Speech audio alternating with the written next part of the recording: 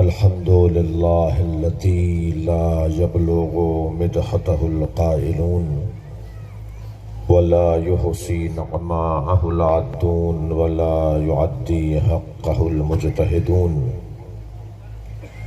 الذي ليس لصفته حد محدود ولا نعت موجود ولا وقت معدود ولا أجل ممدود فطر الخلائق بقدرته ونشر الرياح برحمته والصلاة والسلام على الرسول المسدد المصطفى العمجد المحمود الأحمد سيدنا ومولانا ومولى الكونين جد الحسن والحسين عاني بالقاسم محمد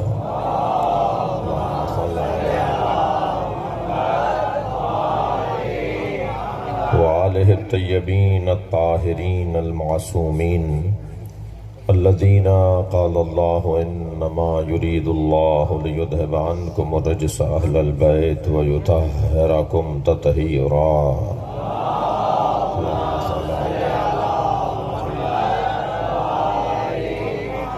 ولعنة الله على أعدائهم أجمعين من يوم عداوتهم إلى قيام يوم الدين أما بعد قال الحكيم في قرآن الكريم بسم الله الرحمن الرحيم قل إنما أعظكم بواحدة أن تقوموا لله مثنى وفرادى وما بصاحبكم من جنة إلا إن هو إلا نذير لكم بين يديه عذاب شديد صلوات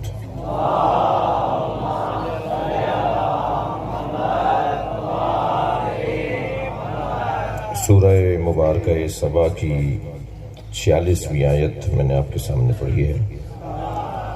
اس آیت میں اللہ نے اپنے حبیب کو کہا ہے کہ اپنی امت سے کہہ دیں کہ اللہ انہیں ایک نصیحت کر رہا ہے۔ قرآن میں آیتیں تو 6000 سے زیادہ ہیں اور ہر آیت اللہ کی نصیحت ہے، ہر آیت میں اللہ کا پیغام ہے، مگر 6000 آیتوں میں صرف ایک آیت میں وہ یہ کہہ رہا ہے کہ میں تمہیں ایک نصیحت کرتا ہوں۔ اس کا مطلب یہ ہے کہ جو اور نصیحتیں ہیں وہ اس ایک نصیحت کے ضمن میں ہیں، یعنی جنہیں اس نے نصیحت کہہ کر یاد نہیں کیا، جنہیں اس نے رہنمائی کہہ کر یاد نہیں کیا۔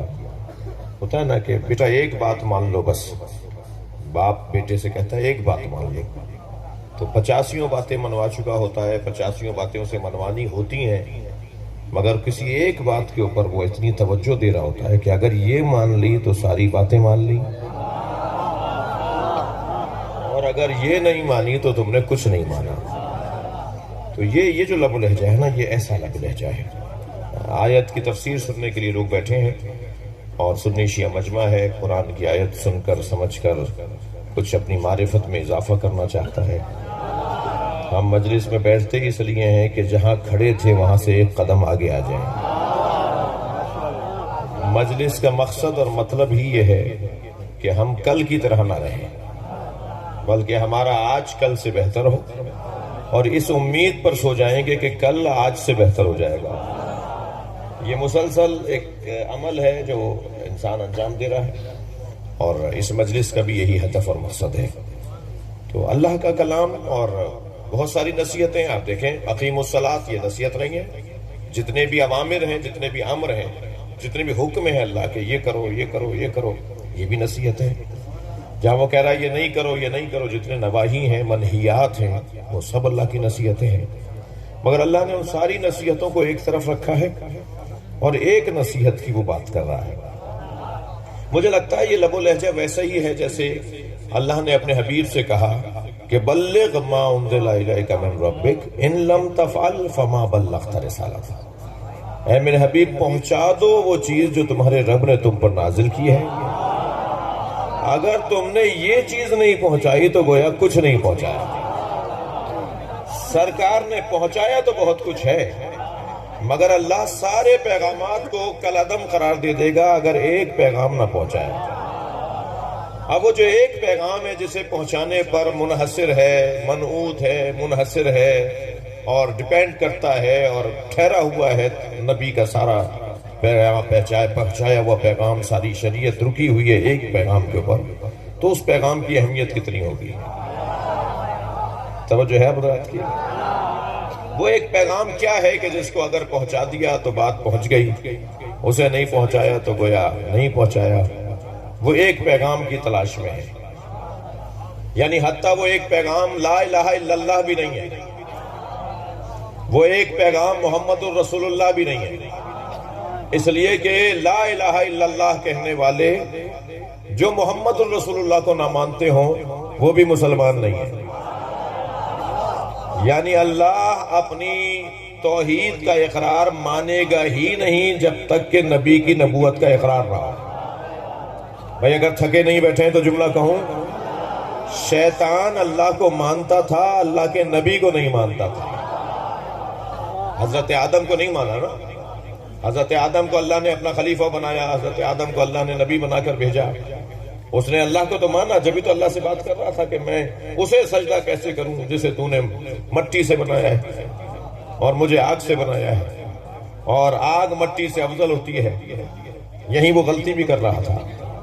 سب سے پہلے قیاس جس نے کیا ہے نا، اپنے دماغ پر عمل کرنا، اپنی سوچ پر عمل کرنا، اپنی سوچ کو دوسروں کی سوچ سے زیادہ بہتر جاننا، اپنے آپ کو زیادہ معتبر جاننا۔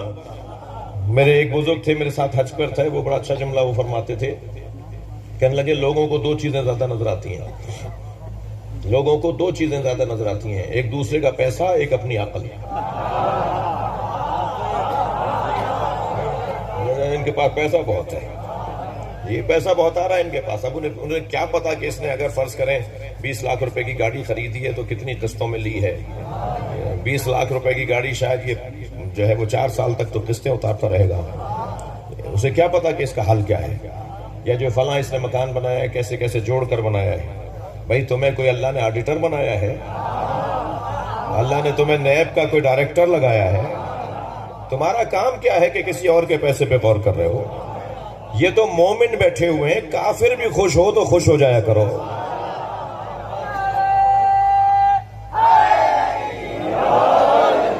جی امام سجاد کے چاہنے والوں سے ایک جملہ ہدیہ کر رہا ہوں، تھوڑا سا گردن ہلاتے رہیے گا۔ امام سجاد کے چاہنے والوں کو جملے ہدیہ کر رہا ہوں۔ امام سجاد کا لقب ہی سجاد اسی وجہ سے تھا، جب حضرت کو معلوم ہوتا تھا کسی مومن کو اللہ نے نعمت عطا کی ہے تو امام سجدہ کر کے شکر ادا کرتے تھے۔ یہ غرض ہی نہیں تھی کہ اس مومن کو پتا چلے یا نہ چلے کہ امام نے اللہ کا شکریہ ادا کیا ہے، اللہ کا شکر ادا کیا ہے۔ اگر میرے گاؤں میں، میرے شہر میں، میرے علاقے میں، میرے خاندان میں، میرے دوستوں میں کسی کی کوئی بہتری میں دیکھ رہا ہوں، پیسہ اس کے پاس آ رہا ہے، گھر اس کا اچھا بن گیا، وہ پرانی چیز بیچ کے نئی چیز اس نے لے لی، تو اس میں پریشان میں کیوں ہو رہا ہوں؟ پہلے تو سارے بچے اپنے ذہن میں بٹھا کے جائیں، کوئی کسی کی کرسی پر نہیں بیٹھتا، کوئی کسی کی روٹی نہیں توڑتا، ہر ایک کے لیے رزق علیحدہ اترتا ہے۔ صلوات پڑھ لے ذرا محمد و آل محمد۔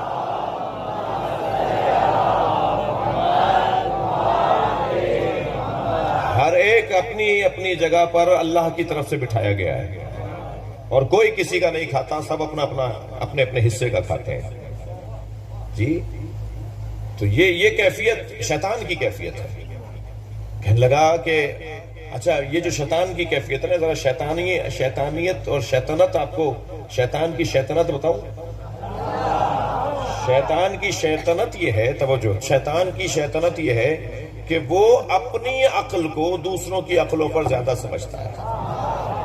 یہ خود ایک شیطنت ہے، میں زیادہ جانتا ہوں، میں زیادہ سمجھتا ہوں، میں نے جو کہہ دیا وہی بات آخری ہے۔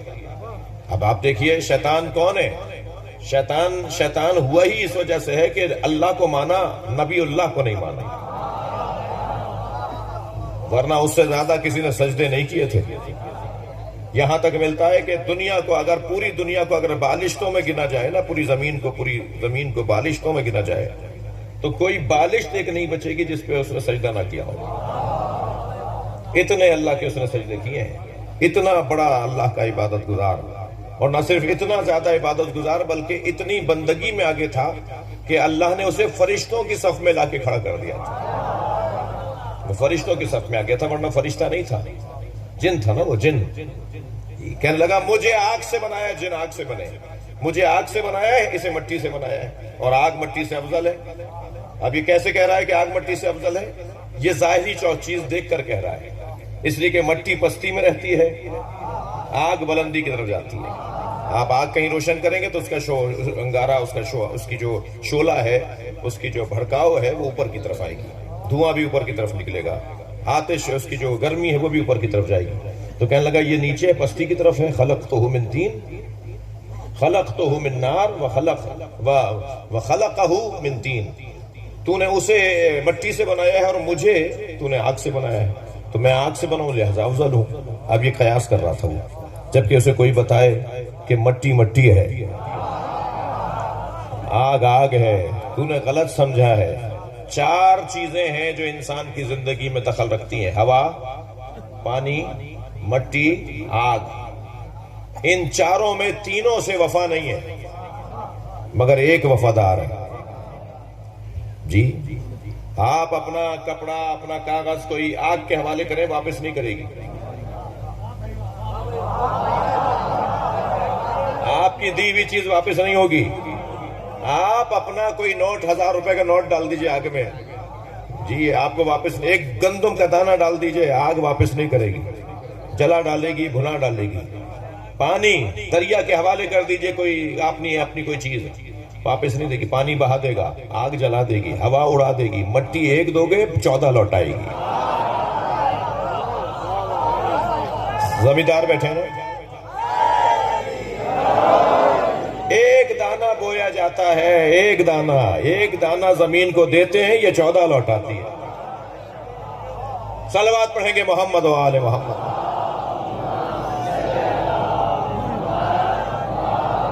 بھئی آخر والے دوست بھی ذرا صلوات مل کر پڑھیں ہمارے ساتھ۔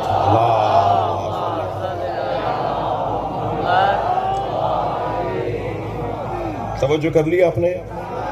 تو یہ غلطی پہ تھا وہ، اور کہنے لگا کہ تو نے مجھے آگ سے بنایا اور اسے مٹی سے بنایا، اور آگ افضل ہے، اور اس بنیاد پہ میں سجدہ نہیں کروں گا۔ تو یہ شیطان ہے کہ جو اللہ کو مان رہا تھا، اور اللہ کا کرم بھی دیکھیے کہ اللہ نے اس کے سجدوں کے بدلے میں اسے اتنی لمبی زندگی دے دی، جی اتنی لمبی زندگی دے دی کہ چلو میں تمہیں لمبی زندگی دے دیتا ہوں، اور کہا کہ پھر میں تیرے صراط مستقیم پر بیٹھ جاؤں گا، اور میں سب کو بہکاؤں گا سوائے ان کے جو مخلص ہوں گے۔ میں مخلصوں پر گزارا میرا نہیں چلے گا، مخلصوں پر میری بات نہیں چلے گی۔ مخلص اور ہے، مخلص اور ہے۔ قرآن میں لفظ مخلص بھی آیا ہے اور مخلص بھی آیا ہے۔ شیطان نے کہا میں مخلصوں کو نہیں بہکا سکوں گا، مخلص اور ہے، مخلص اور ہے۔ میں اور آپ مخلص ہو سکتے ہیں، لیکن مخلص 14 کو کہا جاتا ہے۔ کہ میرا ان پر کوئی اثر نہیں چلے گا، ان پر میری کوئی بات نہیں چلے گی، میں ان کا کچھ نہیں بگاڑ سکوں گا، مگر میں تیرے رستے پر صراط مستقیم پر بیٹھ جاؤں گا۔ تھکے نہیں ہے تو لا اقعدن لہم صراطک المستقیم، میں ان کے لیے بیٹھ جاؤں گا، قعود کہتے ہیں بیٹھنے کو، میں بیٹھ جاؤں گا ان کے لیے تیرے سیدھے رستے پر۔ تھکے نہیں ہے تو جملہ کہوں، صراط مستقیم علی کو کہا جاتا ہے۔ یہ بیٹھتا ہی علی والوں کے دروازے پر ہے، یہ آتا ہی علی والوں کے رستے پر ہے۔ اوروں کو تو پریشان ہونا ہی نہیں چاہیے۔ صلوات پڑھ لیں ذرا محمد و آل محمد۔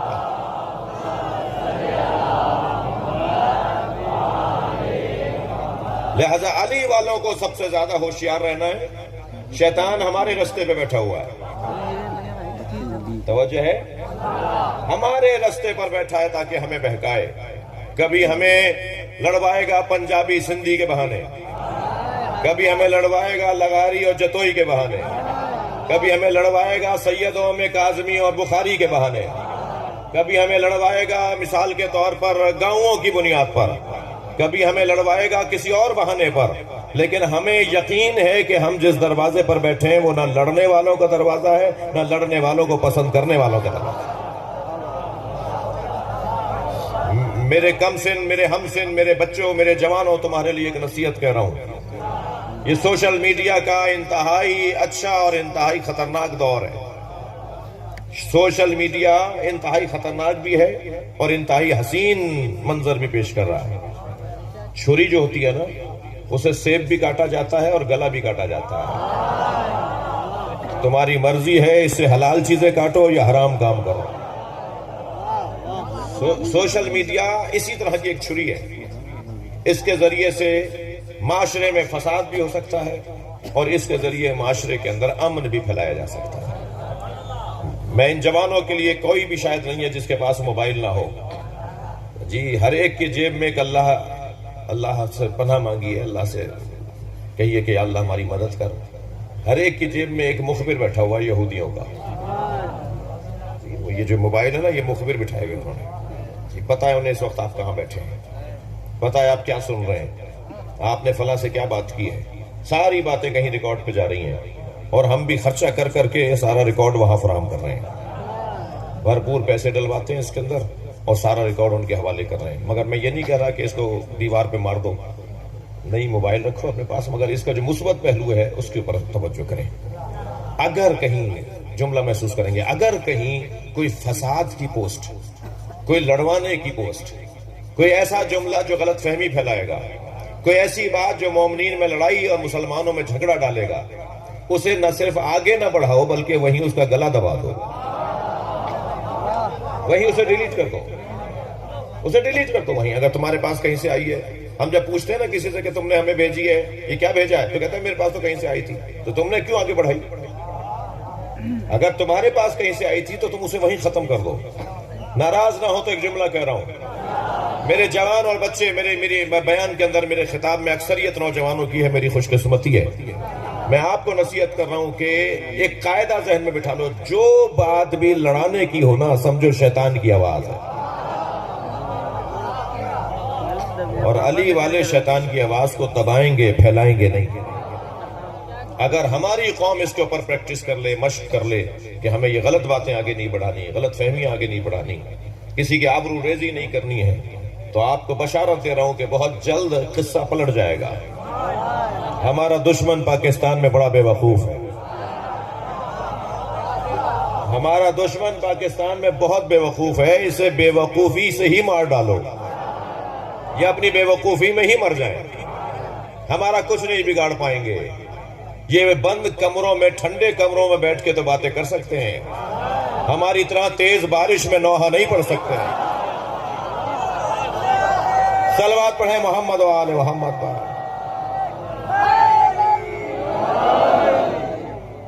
ابھی میں نے آج شام کو مجلس پڑھی چمبڑ میں، انتہائی طوفانی بارش تھی، مگر سماعت دیکھنے کی تھی، توجہ دیکھنے کی تھی۔ یا اگر ہمیں سمجھ لیے ہوتے تو شاید ڈبل پی ایچ ڈی ہو گئے ہوتے۔ میں نے وہاں ایک جملہ کہا تھا، یہاں تکرار کر رہا ہوں، ہمارے بزرگ علماء تو بہت بڑے اور بزرگ علماء ہیں، پاکستان کے بزرگ علماء، عالمی سطح پہ ہماری مرجعیت تو بہت بڑا مقام ہے، یہ ہمارے ملنگوں کا مقابلہ نہیں کر سکتے۔ جی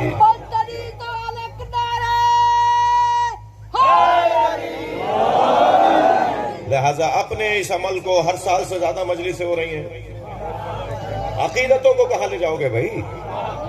تم زبان تو کاٹ سکتے ہو، دل کی دھڑکن بند نہیں کر سکتے، اور ہم تو جس گھڑے سے پانی پیتے ہیں اس کا ذائقہ ہی کچھ اور ہے۔ اگر تم نے ہمارے اوپر کوئی حملہ کر کے ہماری روح بھی نکال دی نا تو بوٹی بوٹی علی علی پکارے گی۔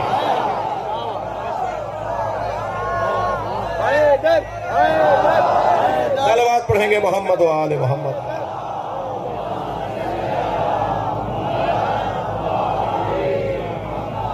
پلٹے مضمون کی طرف، وقت بہت تنگ ہو گیا ہے، جو ہمارے ذہن میں تھا کہ ہم 9 بجے آپ کی خدمت میں آ جائیں گے، وہ تاخیر ہو گئی ہے، لہٰذا بہت لمبی گفتگو تو ویسے بھی نہیں کرتا، تو آج بھی کوئی ارادہ نہیں ہے کوئی لمبی گفتگو کا۔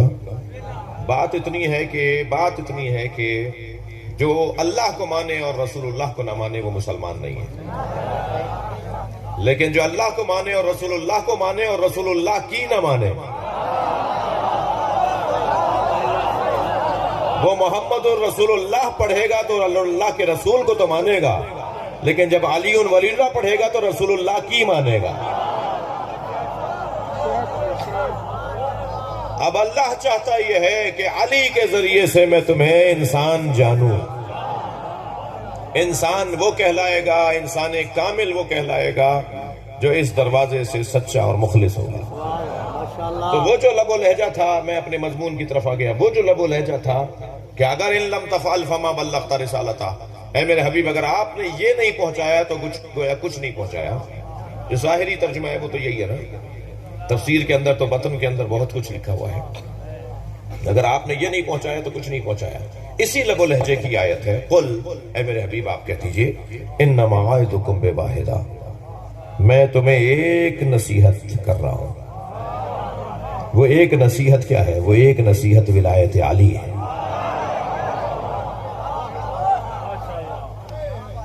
وہ ایک نصیحت ولایت مولا علی ہے۔ میں بس ایک نصیحت کر رہا ہوں۔ اچھا، لا الہ الا اللہ کہنے والے کے لیے ضروری نہیں ہے کہ وہ محمد رسول اللہ بھی کہے، محمد رسول اللہ کہنے والے کے ضروری نہیں ہے کہ وہ علی ولی اللہ بھی کہے، لیکن علی ولی اللہ کہنے والے کے لیے ضروری ہے کہ وہ لا الہ الا اللہ بھی کہے، محمد الرسول اللہ بھی کہے۔ یعنی پہلے دو کلمے پڑھنے والوں کے لیے لازمی نہیں ہے، مگر علی کا نام لینے کے لیے لازمی ہے کہ اللہ کو بھی مانو، رسول اللہ کو بھی مانو۔ لہٰذا اگر میں یہ کہہ دوں کہ مولا علی کی ولایت کا اقرار در حقیقت اللہ کی توحید کی ضمانت ہے، مولا علی کی ولایت کا اقرار در حقیقت نبی کی رسالت کا اقرار اور ضمانت ہے۔ اور عزیزان گرامی، بڑے بڑے نفسیاتی بیمار آئے جنہوں نے نبی مکرم کی رحلت کے بعد نبوت کا دعویٰ کیا، میں انہیں نفسیاتی بیمار کہتا ہوں، وہ مسلمہ کذاب ہو، وہ سجا ہو، یا احمد قادیانی ہو، غلام احمد قادیانی ہو، یہ سارے نفسیاتی بیمار جو اپنے آپ کو زیادہ سمجھتے تھے۔ یہ اتنا خطرناک ہے، جو اپنے آپ کو زیادہ سمجھتا ہے نا، پھر وہ نبوت کا دعویٰ بھی کر لیتا ہے۔ تو خدا کے واسطے اپنے آپ کو زیادہ نہ سمجھیں، بلکہ ہمیشہ طالب علم مانیں۔ میرے مولا فرماتے ہیں، نحن العلماء، ہم اہل بیت عالم ہیں، وشیعتنا متعلمون، اور ہمارے شیعہ شاگرد ہیں۔ تو ہمارا تو مرجع تقلید بھی جو ہوتا ہے وہ شاگرد ہوتا ہے، ہمارے ہاں عالم بھی جو ہوتا ہے وہ شاگرد ہوتا ہے، عالم صرف اہل بیت ہے۔ جی میں بھی طالب علم ہوں، آپ بھی طالب علم ہیں، کوئی بات میں آپ کو بتاؤں گا، کوئی آپ مجھے بتائیں گے، اس میں کیا بات ہے؟ اس میں کیا پریشانی کی بات ہے؟ ممکن میں اس بچے سے کوئی بات سمجھ لوں، جی اتنا تو نفس کا اسیر نہیں ہونا چاہیے، اتنا تو اپنی ذات کا اسیر نہیں ہونا چاہیے۔ اگر کوئی بچہ بھی اچھی بات بتا رہا ہے تو اسے لے لینا چاہیے۔ یہ کس نے کہا ہے کہ ہمیشہ چھوٹا ہی بڑے کو سلام کرے؟ ہمیں اپنے بارے میں طے کرنا ہوگا، ہم کس کے ماننے والے ہیں اور کس کے دروازے پر بیٹھے ہیں۔ یہ کس نے کہا؟ یہ کہاں لکھا ہوا ہے کہ ہمیشہ چھوٹا بڑے کو سلام کرے؟ چھوٹوں کو بڑوں کا ادب کرنا چاہیے، مگر سلام کا انتظار ہمیشہ بڑوں کو رہے کہ وہ چھوٹا سلام کرے گا۔ دنیا کا کون سا بڑا ہے جو مصطفیٰ کی جوتیوں کے برابر ہے؟ مدینے کے بچے تنگ آ گئے، پریشان آ گئے کہ نبی تو ہمیں سلام نہیں کرنے دیتے، ہم سے پہلے سلام کر دیتے ہیں ہمیں۔ سارے بچوں نے طے کیا کہ آج چھپ چھپ کے کھڑے ہو جاتے ہیں، وہ یہاں سے گزریں گے تو ہم پہلے سے ہی سلام کر دیں گے۔ سرکار گلی میں آ رہے تھے، بچے دوسری کونے پہ اس طرف دوسری گلی میں چھپے کھڑے تھے، نبی جیسے ہی مڑے، سرکار کے لیے سوچا یہ مڑیں گے تو ہم کہہ دیں گے کہ سلام ہو اللہ کے نبی پر۔ نبی نے مڑنے سے پہلے کہا جو چھپے کھڑے ہیں ان پہ سلام۔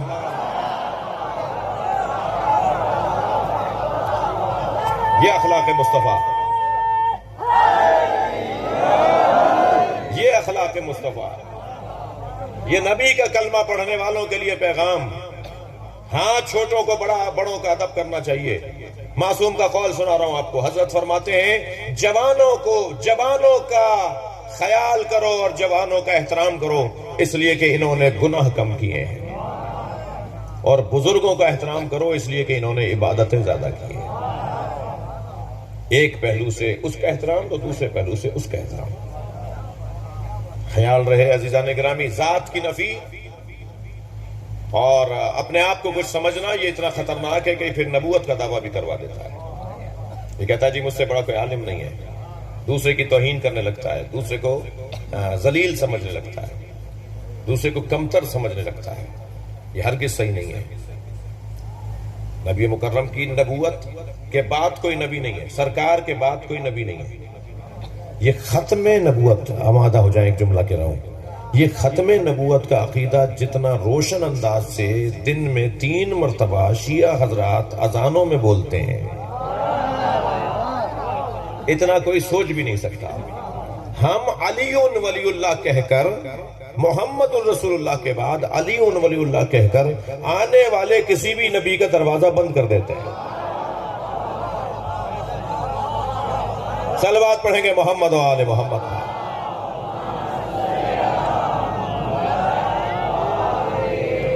آپ اب میرے ساتھ آ گئے، مضمون آپ کے ہاتھ میں آ گیا.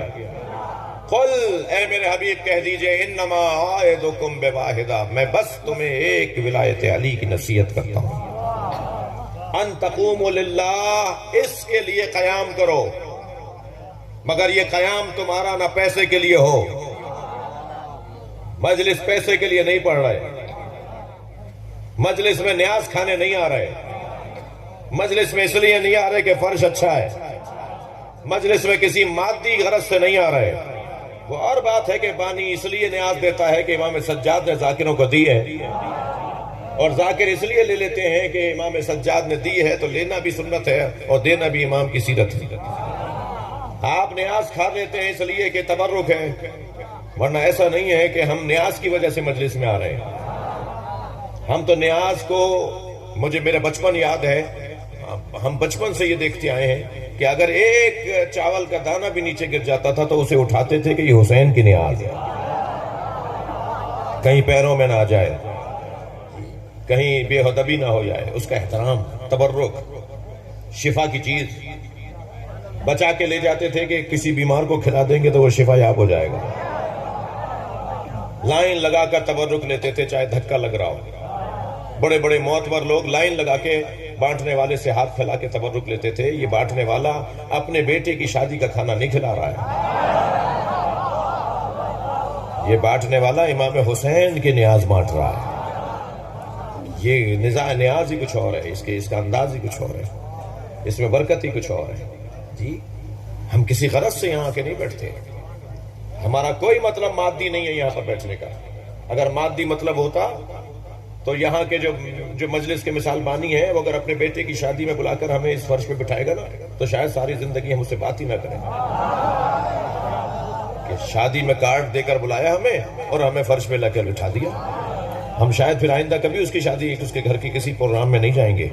لیکن جب اس نے فرش بچھا دیا تو ہمیں کارڈ نہیں بھیجا ہے، اس نے بس اعلان کر دیا ہے کہ حسین کا ذکر ہونے جا رہا ہے. شوق اور ذوق سے، خلوص اور سچائی سے وضو کر کے طہارت کے ساتھ لوگ آ کے بیٹھے ہیں. اسی مجلس میں کتنے لوگوں کو میں جانتا ہوں کہ جن کی عادت نہیں ہے زمین پہ بیٹھنے کی، وہ صوفوں پہ بیٹھتے ہیں، وہ گدوں پہ بیٹھتے ہیں، وہ نرم مسندوں پر بیٹھتے ہیں، وہ مہنگی گاڑیوں میں بیٹھتے ہیں، مگر جیسے ہی فرش عزا پر آتے ہیں ذات کی نفی کرتے ہیں. یہ میرا جملہ تکراری ہے، بار بار کہہ رہا ہوں، ہم سب جوتیاں اتار کے بیٹھے ہیں. کوئی مجلس میں جوتیاں پہن کے نہیں آیا. میرے مولا علی نے جوتیوں کا نام دنیا رکھا ہے. ہم اپنی دنیا چھوڑ کر آئے ہیں، ہم یہاں دنیا کی خاطر نہیں آئے. میں کہتا ہوں اگر 4 گھنٹے بھی مجلس چل رہی ہے، مجھ سے پہلے پڑھا، میرے بعد کوئی پڑھے گا، 4 گھنٹے بھی اگر کہیں مجلس، 1 گھنٹے بھی اگر مجلس چل رہی ہے تو میرے بچوں جوانوں ڈھونڈا کرو کہ مجلس کہاں ہو رہی ہے. دن میں 1 گھنٹے ضرور مجلس میں جا کے بیٹھا کرو. جو روزانہ ذات کی نفی کرے وہ علی کا چاہنے والا ہو سکتا ہے، وہ ولایت کی راہ پہ چلنے والا ہو سکتا ہے. آگے بڑھوں. قل انما اعظکم بواحدہ، ایک نصیحت میرے حبیب کہہ دو، بس ایک نصیحت، اور وہ ایک نصیحت ولایت علی، ان تقوموا للہ. وہ ایک نصیحت، اس پر اللہ کی خاطر قیام کرو. یعنی اللہ کی خاطر ہم آئیں، اللہ کو راضی کرنے کے لیے آئیں. ہم مجلسوں میں، ہم ماتم میں، ہم نمازوں میں، ہم عبادتوں میں اللہ کی خاطر جا رہے ہیں. ایسا ہی ہے. ان تقوموا للہ مثنی و فرادا، مل کر، جمع ہو کر، 2 2 4 4 ہو کر، اجتماع کی صورت میں، و فرادا یا اکیلے اکیلے. یعنی پیغام یہ ہے کہ اگر مجلس کا وقت نہ مل رہا ہو یا مجلس ہو نہ رہی ہو کسی علاقے میں اور میرا پہنچنا مشکل ہو تو روزانہ کم سے کم مولا علی کو یاد کر لو. اور ہماری تو نماز حسن پاتی ہے جب نماز کے بعد ہم زیارت پڑھتے ہیں، مولا کائنات کو سلام کرتے ہیں، نبی مکرم کو، سیدہ کو، حسنین کو، ائمہ اہل بیت کو، صاحب العصر کو ہم سلام کرتے ہیں. تو یہ ہماری نماز کے ساتھ ذکر ہے علی جڑا ہوا ہے.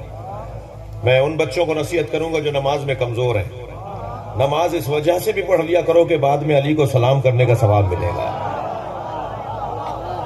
اللہ کا سجدہ کریں گے اور اہل بیت کو راضی کریں گے. جی لہذا مل کر ہو جماعت کی صورت میں یا علیحدہ علیحدہ. پھر ارشاد ہو رہا ہے، آگے بڑھی آیت، پھر ارشاد ہو رہا ہے کہ وما بصاحبکم، اور تمہارا صاحب، تمہارا رسول جس نے تمہیں یہ پیغام پہنچایا ہے، یہ نہیں ہے من جنت، کوئی مجنون نہیں ہے. یہ جو بات کر رہا ہے نا من کنت مولا فاحت علی مولا، یہ مجنون نہیں ہے، یہ اللہ کی طرف سے کہہ رہا ہے. نہیں ہے ان ہوا الا نذیر لکم، یہ نہیں ہے مگر تمہیں سمجھانے والا. اور سمجھا اس لیے رہا ہے کہ یہ تمہارے اور عذاب شدید کے درمیان واسطہ بن جائے. یعنی اگر میں یوں کہہ دوں کہ اگر تم نے اس کی بات مان لی کہ علی ولی اللہ، تو یقین جانو کہ عذاب سے بچے رہو گے. اور جو اس کی بات کو نہیں مانے گا کہ علی کو اللہ کے ولی مانا جائے تو وہ پھر عذاب کے لیے تیار رہے. یہ تمہیں سمجھانے آیا ہے کہ میرے علی کی ولایت کو مان لو تاکہ عذاب شدید سے بچ جاؤ. عزیزان گرامی، اللہ نے تو جنت بنائی ہے، دوزخ تو علی کے دشمنوں نے بنوائی ہے. ایک زاویے سے مولانا ذیشان جوادی صاحب تشریف فرما ہے، ذیشان حیدری صاحب تشریف فرما ہے. ایک زاویے سے عزیزان گرامی میں پیغام یہ دینا چاہوں گا کہ ایک زاویے سے اس کو ایک زاویہ اس کا ٹھیک ہے، وہ یہ کہ اللہ خالق خیر ہے.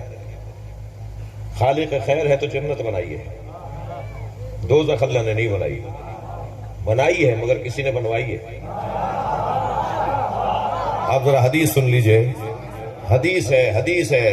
میرے مولا نبی فرماتے ہیں کہ اللہ نے کہا ہے لو اجتمع الناس علی حب علی بن ابی طالب، اگر سارے لوگ علی کی محبت پہ جمع ہو جاتے، اگر سب علی کی محبت پر متفق ہو جاتے، لما خلقت النار، تو میں دوزخ ہی نہ بناتا. صلوات پڑھیں محمد و آل محمد.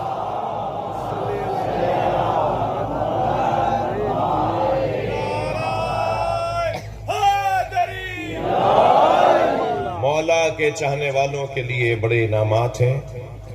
اس پورے مجمع میں ہر ایک کے نزدیک علی مختلف ہے. جتنے لوگ بیٹھے نا اتنے علی کا علیحدہ علیحدہ خیال ہے. یہ بچہ مولا علی کو کچھ اور سمجھتا ہے، وہ بچہ مولا علی کو کچھ اور سمجھتا ہے، وہ بزرگ مولا علی کو کچھ اور سمجھتا ہے. یہی تو حسن علی کا. خبردار یہ کوشش نہ کرنا کہ سب علی کو ایک جیسا سمجھیں. یہ علی کے کمالات کا حسن ہے. میں اور آپ تو کوئی حیثیت ہی نہیں رکھتے جب ابو ذر اور سلمان ایک جیسا نہیں سوچتے.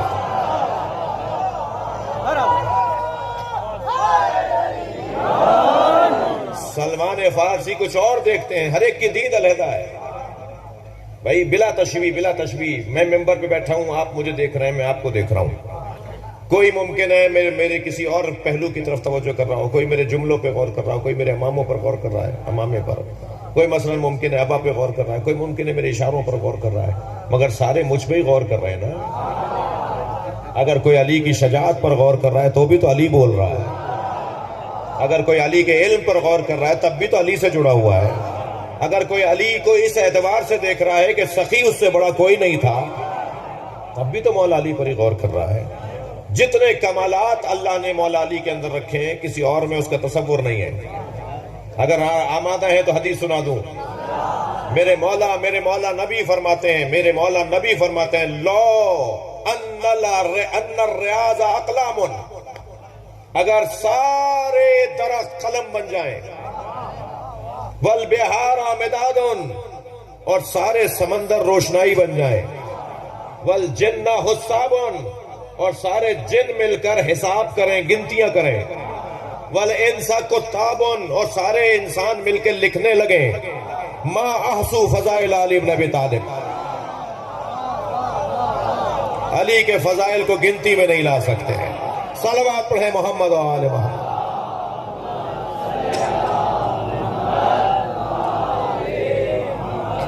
ما ورد فی احد من الصحابہ کما ورد فی حق علی بن ابی طالب۔ یہ اصحاب کا اور محدثین کا کہنا یہ ہے کہ جتنے فضائل علی کے باب میں آئے ہیں کسی ایک صحابی کے بارے میں بھی نہیں آئے۔ نعرہ حیدری۔ تمام تر کمالات کا مجموعہ علی کی ذات، ہر اعتبار سے ایک با کمال، اور علی انسان نہیں، انسان کامل نہیں، انسان اکمل کہلائے، یعنی وہ وجود کے جو انسان بناتا ہو۔ میں اور آپ اس رات کے پہر میں اس کیفیت میں جو یہاں کے بیٹھے ہیں، اس کا ایک سبب یہ ہے کہ ہم اپنے اندر کچھ بہتری لانا چاہتے ہیں۔ بھائی کیسے ہو سکتا ہے کہ کوئی 2 گھنٹے تک گلاب بیچنے والے کی دکان پہ بیٹھے اور اس کے اندر سے 2 گھنٹے تک گلاب کی خوشبو نہ آئے؟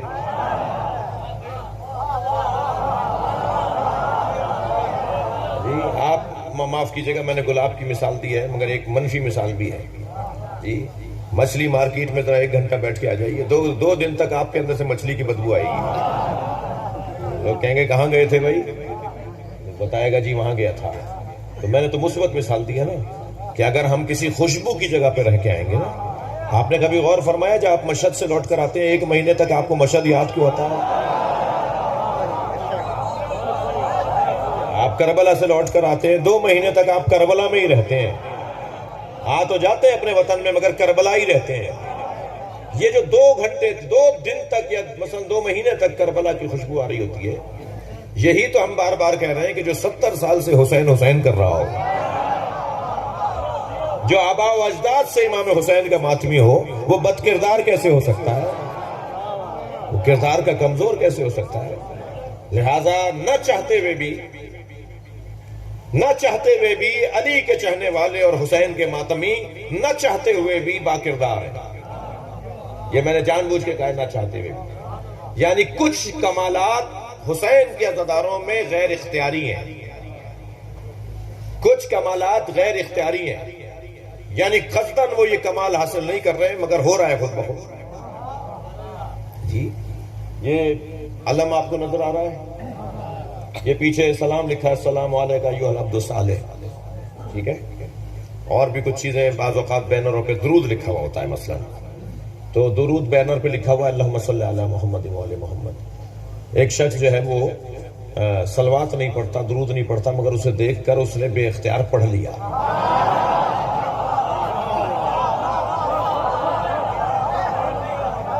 عزیزان گرامی، جب انقلاب اسلامی ایران آیا تو شاہ کے جو کارندے تھے نا، وہ علماء کی توہین کرتے تھے۔ امامہ رستے سے گزرتے ہوئے ایک ہاتھ مار دیتے تھے، امامہ نیچے گر جاتا تھا، وہ نیچے گرتا تھا کھل جاتا تھا، اس کی پٹی کھل جاتی تھی۔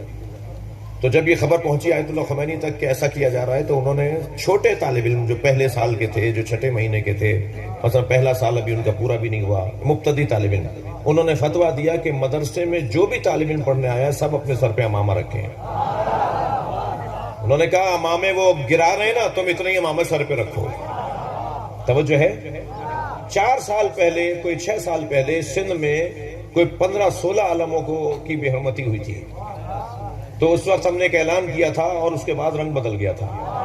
ہم نے اعلان یہ کیا تھا کہ جن چھتوں پہ علم نہیں لگے ہوئے تھے اب وہاں بھی لگیں گے۔ یہ علموں کی توہین کریں، آپ اتنے ہی علم بڑھاتے چلے جائیں۔ توجہ کر لیے، مثال دے رہا ہوں، جب شام کے دربار میں یزید نے مصائب نہیں پڑھا، جب یزید نے پوچھا نا امام سجاد سے کہ آپ کا نام کیا ہے، تو امام نے فرمایا علی۔ کہ میں نے تو سنا ہے کہ علی کو کربلا میں مار دیا، حسین کے بیٹے علی کو، کہ وہ بھی علی تھے۔ کہ کیسے ایسا ہوتا ہے؟ کہیں آپ نے کبھی رکھے اپنے دونوں بچوں کے ایک ہی نام؟ آپ تو کہتے ہیں اس کے تایا کے بیٹے کا نام بھی فلاں ہے، میں اس لیے نہیں رکھ رہا۔ اس کی خالہ کے ہاں جو بیٹی ہے وہ فاطمہ ہے، میں اپنی بچی کا نام فاطمہ نہیں رکھ رہا۔ ہمارے تو خاندان میں اگر ایک نام ہو تو ہم تکرار نہیں کرتے۔ مولا علی کے 3 بیٹے، مولا حسین کے 3 بیٹے، تینوں کا نام علی۔ تو اس نے پوچھا کہ وہ بھی علی، آپ بھی علی، وہ چھوٹا بچہ جو شہید ہو گیا وہ بھی علی؟ تو میرے مولا سجاد نے فرمایا میرے بابا کہتے تھے میرے بابا کہتے تھے کہ اگر اللہ مجھے 100 بیٹے عطا کرتا تو میں 100 کے 100 بیٹوں کا نام علی رکھتا۔ میرا سوال اس مجمع سے یہ ہے کہ حسین نے یہ حکمت کیوں اپنائی کہ میں ہر بیٹے کا نام علی رکھوں گا؟ اس لیے کہ علی نام رکھنا جرم تھا۔ تم علی کا نام مٹاؤ، ہم ہر بچے کا نام علی رکھیں گے۔